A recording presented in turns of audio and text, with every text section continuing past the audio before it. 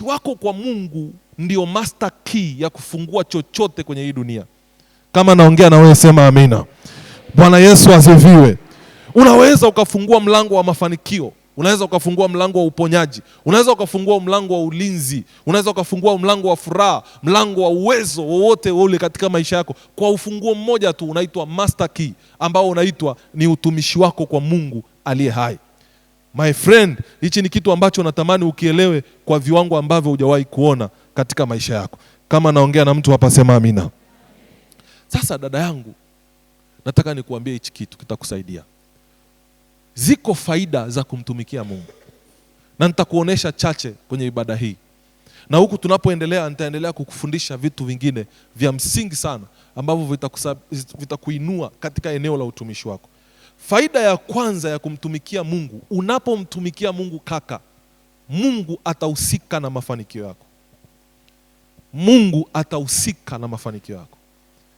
Nionyeshe mtu aliyemtumikia Mungu kwa kujitoa na akabaki katika mavumbi. Yeye ndiye anayesema mimi ninamuinua mtu jaani na kumpandisha na kumketisha na wafalme na wakuu na wafalme wa wakuu wao. Bila Mungu unaweza fanya kazi sana lakini ukakosa matokeo kwenye maisha yako. Unaweza ukatenda kazi. Mimi nimeona watu wenye juhudi brother. Mimi nimeona watu wenye juhudi kaka. Ana uwezo wa kuamka saa 9 usiku na akaamka akarudi usiku wa manane, saa 8 usiku. Na ukimwambia nionyeshe mkononi mwako umebeba nini, hana anachoonyesha. Brother, mimi nimeona mtu mwenye PhD, amepiga darasa miaka 25 darasani, PhD, anaitwa daktari, anaitwa profesa, lakini maisha yake hayana mvuto. Hayana mvuto. Mimi nimeona watu ambao wamepambana na kuweka juhudi nyingi sana na hawana cha kuonyesha kwenye maisha yao. Lakini nataka nikuambie, anayemtumikia Mungu kwa kujitoa hawezi kubaki mavumbini. Mtikise jirani yako kwa nguvu kabisa, mwambie mtumikie Mungu kwa kujitoa. Kama naongea na wewe sema amina. Bwana Yesu asifiwe. Ndio hii dada, ukimtumikia Mungu, Mungu anafunguaga tu mioyo ya watu inakufungukia. Unashangaa kitu ambacho ulikuwa uteseke nacho miaka 5. Mungu anafungua mioyo ya watu na wanakusupport, wanakutia moyo, wanakufungulia milango, ndani ya wiki moja unacho. Tulikaa na kaka mmoja tukao tunaomba, miaka 5 amekuwa akiomba Mungu amsaidie apate sehemu kule porini, apate kujenga kempu yake.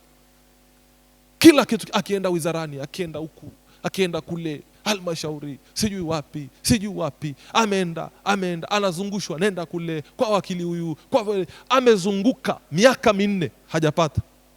Nikamwambia brother, kuna master key ambayo ina uwezo wa kufungua mlango wowote. Alipofungua akakutana tu na mtu from nowhere.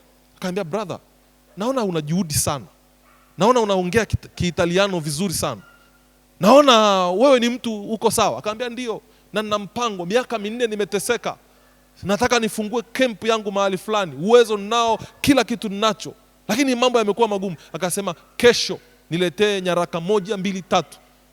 Akapeleka hizo nyaraka, within 1 week amepata kibali cha kujenga camp. Naongea na mtu mahali hapa. Brother, kumtumikia Mungu kunafungua mioyo ya watu, inafunguka dhidi yako. Ndio hawa watu wanaweza akaruka duka hili, duka lile, akafuata, anakuja kuchukua sukari kwako. Sukari ambayo inauzwa hiyo 5,000 kwa mama nani, kwa baba nani, maduka yote anaacha, anasema nimesikia tu nije nikutie moyo, nimesikia tu nije ninunue kwako. Brother, nataka nikuambie, hatuishi kwa janja hatuishi kwa degree zetu, hatuishi kwa mishahara tulionayo, hatuishi kwa kufanya kazi kwenye mashirika ya international. Usifikiri Mungu ili akuinue anataka kupeleke ufanye kazi UN. My friend, Mungu anaweza akakuinua hapo hapo ulipo. Mtumikie kwa kujitoa. Mtikise jirani yako, mwambie mtumikie Mungu kwa kujitoa. Kama naongea na mtu hapa sema amina. Oh my friend, iko faida katika kumtumikia Mungu. Nilimuona Petro. Huyu Petro alikuwa ana ujuzi, ana experience ya miaka kadhaa, na ametumia janja yake yote aliyokuwa akitumia. Usiku kucha, saa 6 usiku, samaki wanavuliwaga usiku, hawavuliwagi mchana. Usiku wa manane saa 6, tip, ametupa nyavu ya kwanza 0, saa 8 zero, saa 9 zero, saa 10 zero. Pana kucha hana cha kuonyesha na amefanya kazi ya kuchosha. Mwanamume Yesu amekuja, anaanza anasema jamani nataka kuhubiri injili. Petro akasema nimefanya hii kazi ya kuchosha, lakini bwana mkubwa nataka nitoe sadaka yangu. Sadaka yangu, tumia boti yangu, hubiria.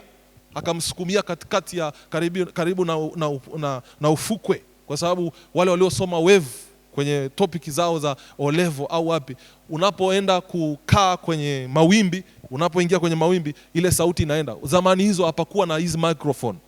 Naongea na mtu mahali hapa. Kwa hiyo akamsogeza kidogo. Alipomsogeza mahali akaambia piga injili baba. Yule Yesu akaanza kupiga injili. Watu wakafunguliwa, watu wakaponywa, watu wakainuliwa. Yesu alipomaliza akamkuta jamaa amekata tamaa, anaosha nyavu zake namna hii. Akaambia bwana mkubwa, hamna aliyewahi nitumikia akabaki alivyo. Hayupo. Sasa nakuambia katupe nyavu kilindini. Akaambia mzee, samaki hawavuliwagi mchana. Akaambia katupe nyavu kilindini.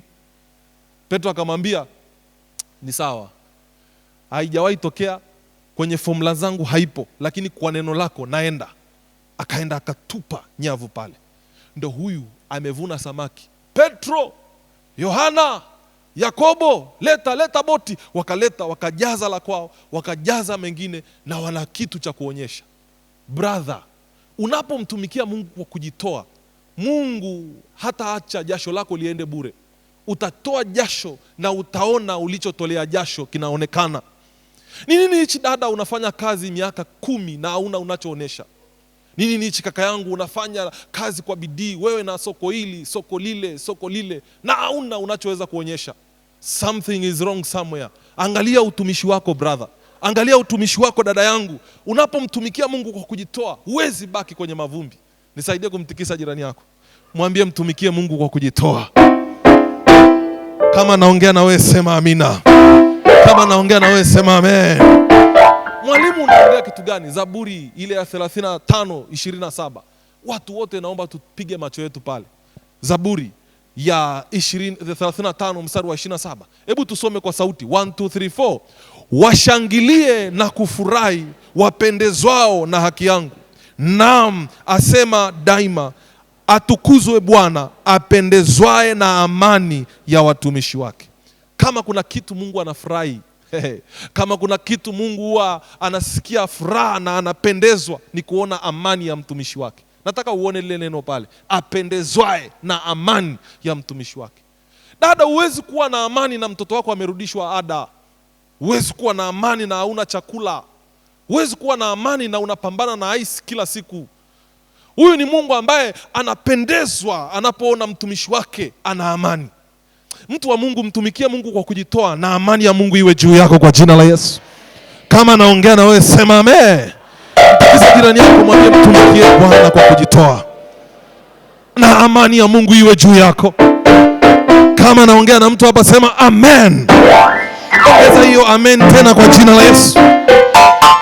Unasema mwalimu unaongea kitu gani? Sio maneno yangu. Ayubu 36:11. Ayubu 36:11. Naomba tusome pale ubaoni. 1 2 3 4. Kama wakisikia na kumtumikia. Weka pause dada, weka pause kaka yangu. Kama wakisikia. Kwa hiyo kuna anayesikia anaishia hapo. Lakini anasema kama wakisikia, namba 1, kama unavyonisikia namna hii. Sema ehe. Na kunitumikia. Hii ni stage nyingine. Kuna wanaosikia wanaishia hapo, lakini kuna ambao wakina sisi tunasikia na tunamtumikia Bwana. Ona kinachoendelea. 1 2 3 4. Watapisha, twende 1 2 3 4. Watapisha siku zao katika kufanikiwa na miaka yao katika furaha. Kaka, sitaki kukudanganya. Unaweza ukawa mpagani na ukafanikiwa kifedha. Unaweza ukawa mpagani na ukawa na hela. Lakini nataka nikutie moyo. Unaweza ukawa una hela na usiwe na furaha. Huyu ni Mungu anayekwambia siku zako utakuwa unapishana nazo hivi katika kufanikiwa, lakini pia kuwa na furaha. Una 1,200,000 dada, lakini una amani na furaha ya kutosha. Una hela lakini una usingizi. Una hela lakini una amani, una furaha ndani yako. Mimi nimeona watu ambao wamejaliwa fedha, wana mali, lakini my friend hawalali. Hawana furaha ndani mwao. Juzi nikakutana na baba mmoja anamiliki masheli mengi sana, sitaki kumtaja kwa sababu wako wengi na uwezi mjua. Sema amen. Bwana Yesu asifiwe. Akanipigia simu akaniambia, mtoto wangu naomba uje. Nikaambia uko wapi? Akaniambia niko hoteli fulani. Nikaenda kwenye ile hoteli, tukakaa naye kwenye meza. Ile meza imetandikwa kitambaa cheupe. Ile baba anavaa miwani tinted. Nilivyokaa naye pale, nimekaa, akaagiza kahawa na mimi nikaagiza ya kwangu. Kwa mara ya kwanza niliagiza kahawa ya 8,000. Kama naongea na wewe sema amen. Inaua kama lavu imewekwa pale, inapendeza namna hii. Inaitwa cappuccino. Mwambie mwenzako ulishakunywa hiyo. Kama naongea na wewe sema amina.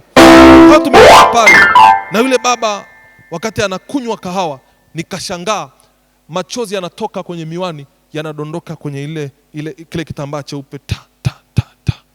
Nikasogeza kahawa pembeni. Nikaambia baba, kulikoni? Kwa nini unalia? Akaniambia mwanangu, akatoa ile miwani namna hii, kafuta na leso.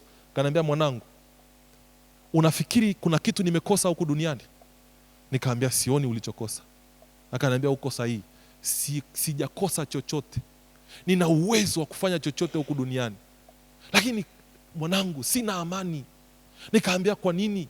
Akaniambia mwanangu, nina watoto 3. Mtoto wangu wa kwanza ni shoga.